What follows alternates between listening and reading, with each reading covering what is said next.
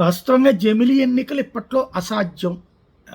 ప్రస్తుతం జరగాల్సినటువంటిది జనాభా లెక్కల సేకరణే 2026లో ఎండింగ్‌కి సంబంధించి, అంటే ఒక 2 రాష్ట్రాలు జరిగి 27లో పూర్తిగా జరిగేటటువంటి అవకాశం ఉంది.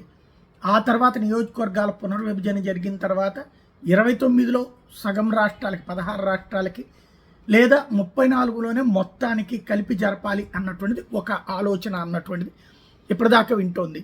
అయితే వైఎస్ఆర్ కాంగ్రెస్ పార్టీకి సంబంధించి పెద్దిరెడ్డి రామచంద్రారెడ్డి 2027 ఫిబ్రవరిలో జమిలీ ఎన్నికలు వస్తున్నాయని ప్రకటించడం సంచలనం సృష్టించింది.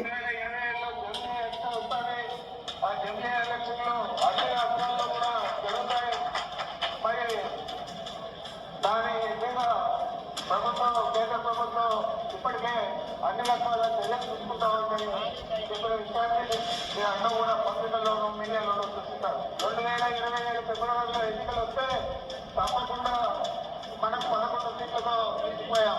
40% ఓట్లు వచ్చి కూడా మరి 40% ఓట్లు వచ్చి 11 సీట్లు నిలిచిపోయేది కాకుండా రేపు వారికి వ్యక్తిగతంగా వచ్చే పరిస్థితి లేకుండా మనం చేయాలని మిమ్మల్ని అందరినీ కూడా కోరుకుంటా ఉన్నా. ఇది సంచలనాత్మకమైనటువంటి మాట. వాస్తవంగా అయితే అసాధ్యమైనటువంటిది. బట్ ఆయన మేబీ కార్యకర్తల్ని చైతన్యపరచడం కోసం ఈ స్టేట్మెంట్ ఇస్తున్నట్టు కనబడుతోంది.